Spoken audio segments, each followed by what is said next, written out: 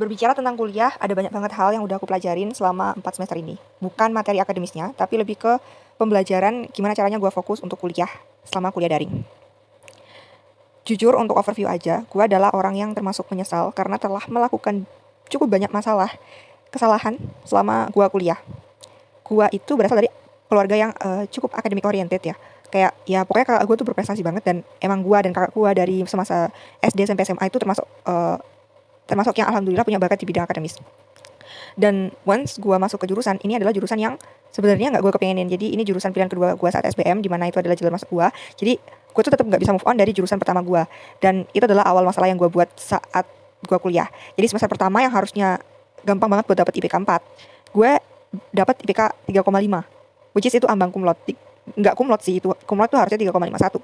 Kenapa gue bilang IPK gampang? Karena maksudnya IPK gampang di semester 1, karena kebetulan di jurusan gue itu semester satunya itu ada banyak matkul yang nggak belajar pun itu bisa dapat A, mungkin banget dapat A. Kebetulan gue juga dapat A gitu, walaupun gue nggak belajar di dua mata kuliah yang setiap mata kuliahnya ini satu mata kuliahnya 2 SKS. Ya, yang lainnya gue belajar sih, of course ya, gue nggak bertanggung jawab itu untuk nggak belajar sama sekali. Jadi gue tetap belajar hamin satu ujian, dan itu hasil yang gue dapat gitu. Karena walaupun mungkin ya ada beberapa yang bilang 3,5 itu tinggi, tapi dalam kasus gue ini tuh nggak tinggi karena teman-teman gue tuh ada yang dapat 3,9 dan lain sebagainya. Mereka semua kumlot insya Allah. Karena ya itu mata kuliahnya tuh cukup mudah-mudah untuk nggak belajar karena emang itu dipersiapin untuk kayak ya masa persiapan gitulah. Overview aja seperti itu. Nah, semester 2 itu adalah IP terendah gue karena pada saat itu gue fokus untuk SBM, jadi gue berniat untuk pindah jurusan. Dan untuk semester 3 itu gue ngerasa bahwa gue tuh bakal keterima ke jurusan yang gue daftar untuk SBMPTN itu. Jadi ada satu mata kuliah yang parah banget, itu tuh hampir core, nggak cukup rumit sih, itu kompleks mata kuliahnya, tapi gue nggak belajar saat ujian. Even saat UP, jadi ujian perbaikan, jadi di jurusan gue untuk mata kuliah itu ada ujian perbaikan, jadi gue bisa ikut ujian ulang, pun gue nggak belajar. Itu adalah hal terburuk yang pernah gue lakukan selama gue kuliah. Karena pada saat itu gue mikir bahwa gue bakal keterima, dan itu bener-bener gak bijak sih. Karena pada saat itu gue gak bisa berpikir jernih. Gue baru sadar sekarang ya, ketika gue lebih stabil secara mental gitu ya, gue menyadari bahwa keputusan gue banyak yang gak bijak. Karena walaupun gimana pun gue gak tahu kan hasil SPM itu bakal gue lulus atau enggak. Ya kenyataannya gue gak lulus kan. Seharusnya walaupun gue seyakin apapun gue bakal lulus, harus tetap bertanggung jawab sama kuliah yang sedang gue lakuin pada saat itu kan. Tapi ya waktu berjalan seperti itu, dan gue akhirnya se-fuck up itu untuk meninggalkan mata kuliah sekompleks itu dengan gak belajar sama sekali. Nah, akhirnya gue dapat IP jeblok banget semester 2. Tapi semester selanjutnya gue menerapkan tips-tips yang sudah gue pelajari, yang bakal gue share di video ini. Dan akhirnya alhamdulillah gue dari 3,2 IP gue jadi 3,79. Ya let's say 3,8, karena itu yang bakal gue taruh di subtitle, taruh di headline gitu ya. Dari 3,2 ke 3,8. Dan ini adalah beberapa tips yang gue bakal kasih di video ini atau di rekaman ini berdasarkan kesalahan-kesalahan yang udah aku buat selama 4 semester gue menjalani perkuliahan. Hope it helps buat kalian-kalian yang mau memasuki dunia perkuliahan. Atau mungkin kalian udah kuliah tapi ya mungkin masih belum kepikiran untuk tips-tips ini. Ya, hope it helps. So, without longer further ado, let's get started. Yang pertama, prinsip backup selama nge-record kuliah. Jangan pernah kalian ngebuat rekaman kuliah sebagai alasan untuk lelehan dan gak fokus secara kuliah. Well, ini mainstream sih, makanya gue masukin di poin pertama, biar kalian gak bosan gitu kalau nanti gue taruh mainstreamnya di belakang gitu. Jadi jangan keburu nutup rekaman atau video ini ya. Karena yang lain insya Allah lebih unik, karena pengalaman gue punya IP yang roller coaster.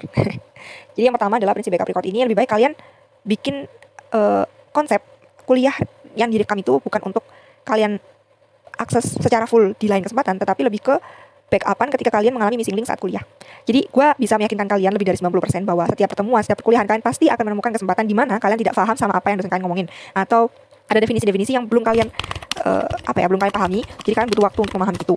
Dan gimana pun dosen akan terus ngomong dan dosen akan terus ngejelasin, kita nggak akan pernah bisa nge-cut. Jadi pasti akan ada missing link di setiap pertemuan. Kecuali kalian punya waktu untuk nge-preview setiap perkuliahan. Jadi kalian udah belajar dulu sebelumnya, terus kalian joining kuliah itu akan memperkecil kesempatan kalian nggak paham sama apa yang dosen kalian omongin. Well ya, good for you, tapi bakal ada banyak kesempatan di mana kalian nggak sempet untuk ngebaca sebelum perkuliahan. Jadi instead rekaman itu ngebuat kalian nggak produktif, nggak fokus sama kuliah, tapi ketika kalian punya konsep rekaman itu tuh sebagai backupan untuk poin-poin yang kalian missing link, itu akan ngebuat kalian lebih fokus saat kuliah. Kenapa? Karena ada banyak kesempatan di mana gue ketika mengalami missing link, gue jadi nggak mood untuk ikut nerusin perkuliahan itu dengan aktif. Ketika gue nemuin 2 aja missing link gitu ya, terus dosen itu kan akan terus jalan tuh, akan terus ngejelasin sampai akhir. Itu gue udah gak mood, dan gue akhirnya lepas sama kuliah itu. Gue off cam, udah gue tinggal untuk kuliah. Jadi karena gue udah mood. Tapi ketika gue udah organizing dengan baik, gue record rekaman, terus gue organize rekaman itu dengan baik, kalian jadi nggak cemas karena kalian punya recordan yang bisa kalian akses nanti. Jadi punya konsep bahwa rekaman kuliah itu bukan untuk diakses full, tapi cuma diakses bagian-bagian yang emang kalian butuh penekanan, kalian butuh pengulangan, kalian butuh pemahaman lebih di hal-hal yang kalian missing link saat kuliah live. Kedua, don't feel guilty karena nggak fokus atau nggak catch up dengan penjelasan dosen. Berkaitan sama hal pertama, tentang missing link, itu pasti terjadi di setiap mahasiswa. Jadi kalian harus pahami itu dulu. Jadi jangan terlalu merasa bersalah. Karena kunci dari produktivitas itu adalah emosi. Ketika kalian udah punya emosi negatif, kalian bakal nggak produktif, kalian nggak bakal fokus lagi sama perkuliahan itu. Jadi ketahui bahwa itu terjadi di setiap orang. Yang kedua, ini berdasarkan teori bahwa ketika kita cuma duduk ngedengerin secara pasif, dosen ngasih pembelajaran gitu ya, dengan ngomong, ngejelasin, materi itu akan mengendap di otak kita itu cuma sekitar 5-10%. Jadi dari full materi yang bakal tetap mengendap di otak kita itu ya cuma 5-10%. Dan it does cuman segitu. Jadi mau gimana pun, perkuliahan itu bukan satu piring penuh yang kita ambil terus kita selesai. Enggak, karena menurut aku justru perkuliahan ini cuman pengantar gitu buat kita. Hah, maksudnya gimana? Kan materi segitu banyak, maksudnya pengantar gimana? Ya emang materi itu banyak, materi itu cukup lengkap.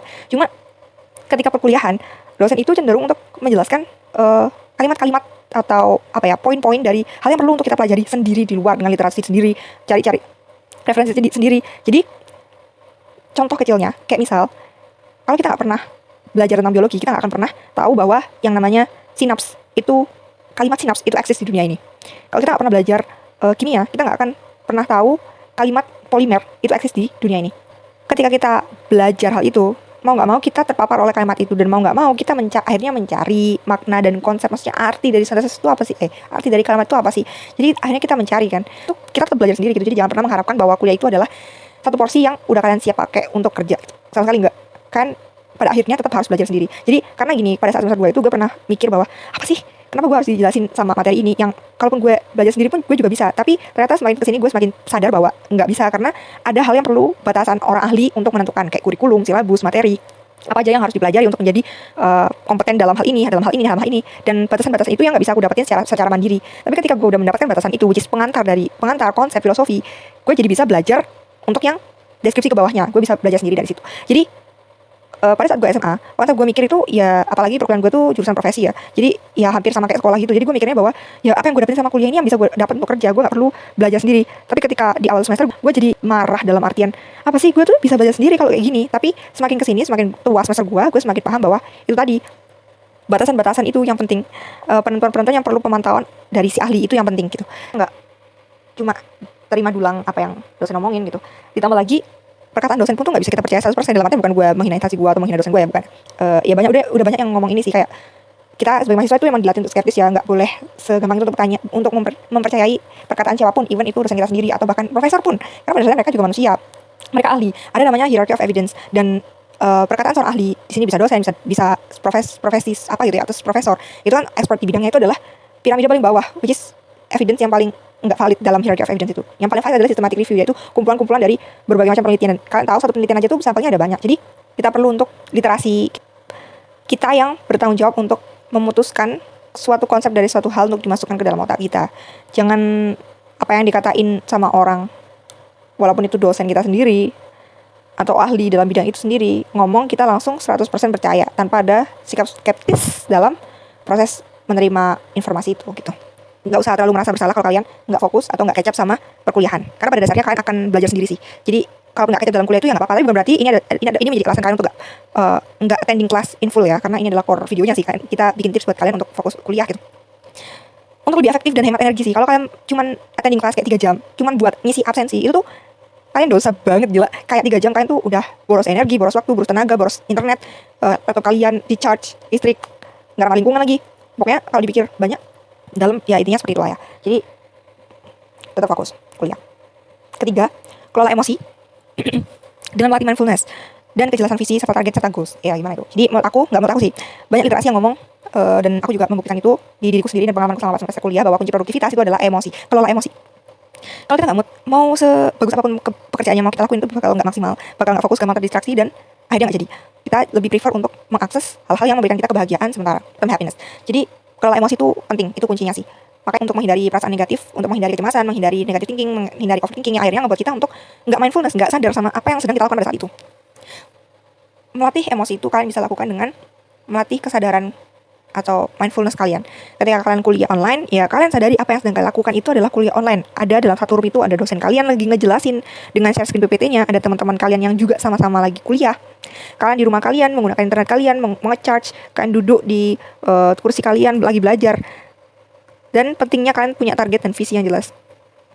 Kenapa sih kalian lagi duduk mendengarkan seorang profesor atau seorang dosen menjelaskan sebuah materi?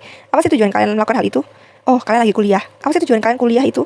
Oh, untuk jadi ini. Apa sih tujuan kalian jadi ini? Oh, untuk ini. Untuk ini, terus ke atas.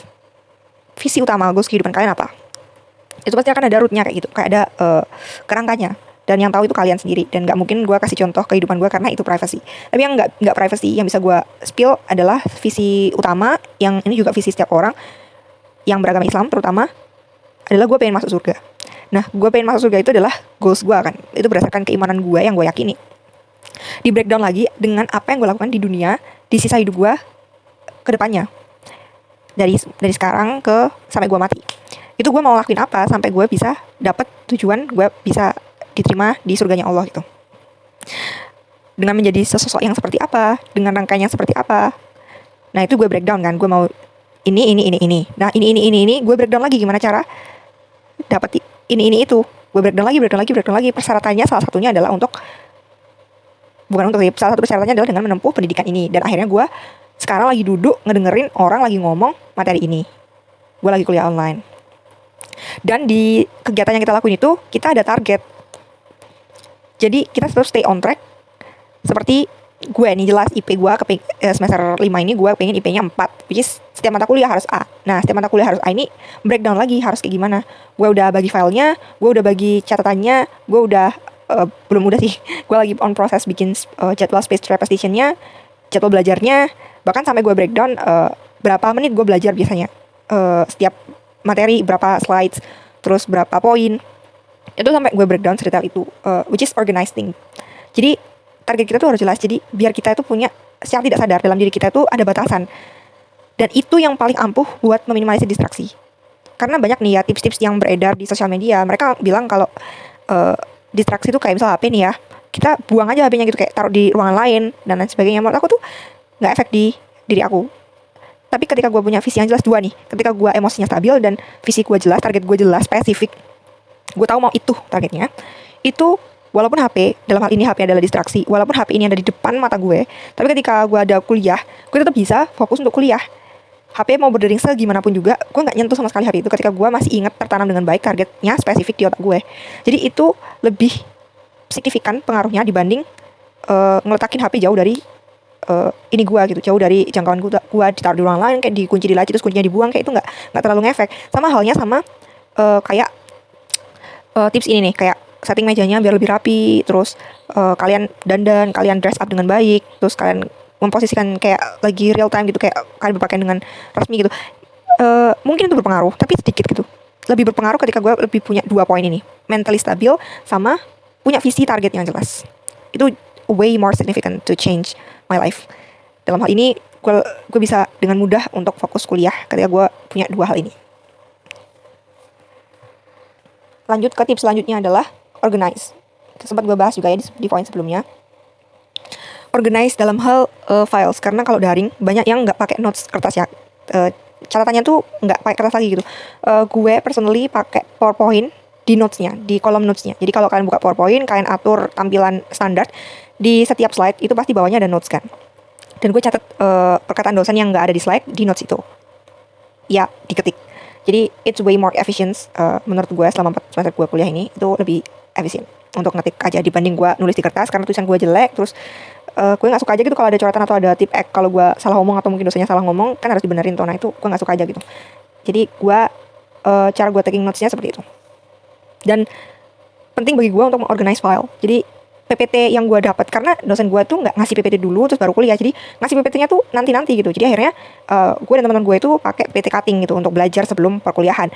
Jadi apa yang gue buka untuk taking notes itu adalah PPT cutting gitu. Jadi maksudnya PPT kakak tingkat untuk materi yang sama gitu. ya pasti akan ada pembaruan ya. Gue tinggal screenshot Zoom terus gue masukin ke PPT itu gitu, terus gue taking notes di bawahnya. Ya sesimpel itu, sesederhana itu, cuman terorganisir dengan baik. Gue masukin ke file, gue kasih nama, gue kasih angka, jadi gue lebih gampang untuk masuk kemana ketika gue butuh apa-apa. Terlebih lagi buat kalian-kalian yang jurusannya tuh gampang schedule gitu ya, kayak 1 jam sebelum kuliah itu baru dikasih tahu bahwa ada kuliah itu. Nah itu kan kayak nggak ada persiapan apa-apa, jadi kalau file kalian nggak terorganisir dengan baik dari awal, kan bakal kelabakan gitu. Jadi it's very nice to organize things before it started and it gets more climax.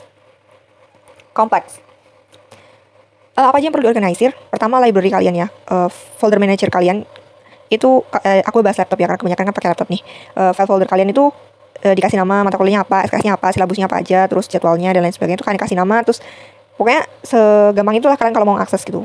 Gua kasih ini apa namanya, dikasih pin gitu, jadi gua tinggal klik langsung keluarkan. Itu file manager, folder manager.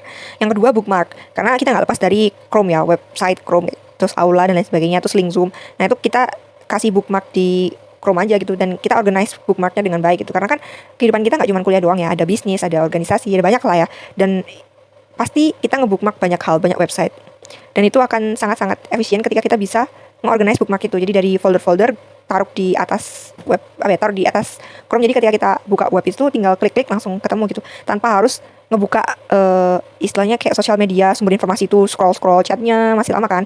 Jadi lebih baik kita langsung nge-bookmark, langsung ngebuka linknya, langsung kebuka deh gitu. Jadi nggak perlu buka contohnya nih ya, kayak misal kita mau akses Zoom kelas nih, kita nggak perlu buka WhatsApp web terus buka chat yang share link Zoom, kita tinggal langsung klik yang di bookmark yang langsung dari website, langsung dari Chrome kita gitu. Atau juga bisa kita manfaatin Google Calendar. Google Calendar ini bisa kita manfaatin banget karena bisa nyatu langsung kan ke HP kalau kita login di email yang sama di HP dan di laptop kita. Di situ juga bisa kita kasih deskripsi dan link Zoom kelasnya. Jadi kita tinggal klik aja langsung dari Google Calendar itu dan voila, udah keluar juga kan. Terus kita juga bisa pakai Google Keep karena itu juga bisa diakses juga di HP, atau kita juga bisa pakai Notion. Gue pakai dua sih, Notion sama Google Calendar yang gue pakai. Dan Notion ini juga bisa diakses pakai HP, pakai web di HP maupun di aplikasi Notion HP. Login dengan email yang sama. Apa lagi ya yang bisa di-organize? Intinya organize hal yang biasanya kita pakai dengan sering, terus kita setting itu untuk lebih cepat dipakai, lebih cepat untuk aksesnya gitu. Kayak misal di pin atau di bookmark, bookmarknya jangan lupa untuk diorganize dengan baik. Itu sih. Apalagi buat yang punya catatan, apalagi buat kalian yang full 100% belajar, taking notes, diskusi dan lain sebagainya tuh di laptop like I do. Gua nggak ada satupun selembar kertas selama semester 4. Dan semester 4 itu adalah IP tertinggi gue selama ini gitu, karena gue menerapkan tips-tips yang ada di rekaman ini. Yang terakhir adalah be ready. Ini gue sempat bahas di poin sebelumnya tadi, gue singkat aja. Be ready ini bukan kalian dress up dengan baik, terus kalian kayak dandan, terus kayak ngebersihin meja. Well, it's good kalau kalian punya waktu dan kalian merasa itu membantu, mungkin. Cuman dari pengalaman gue jauh lebih membantu untuk 2 poin. Ketika kalian punya emosi yang stabil dan visi serta target yang jelas. Secara tidak langsung kalian bisa secara tidak sadar kalian tuh sudah membangun batasan-batasan secara nggak sadar dari distraksi-distraksi yang ada. Walaupun distraksi itu segede apapun, stoicism, filosofi teras. Kalian yang mampu mengontrol apa yang akan kalian respon dari kondisi-kondisi di luar.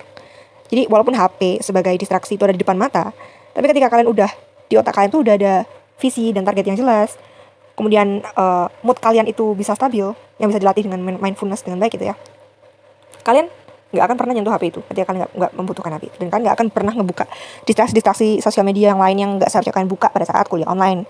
Seperti itu. Menurut aku udah sih kurang lebih itu, jadi gue bisa rangkum. Record kuliah tuh untuk missing link.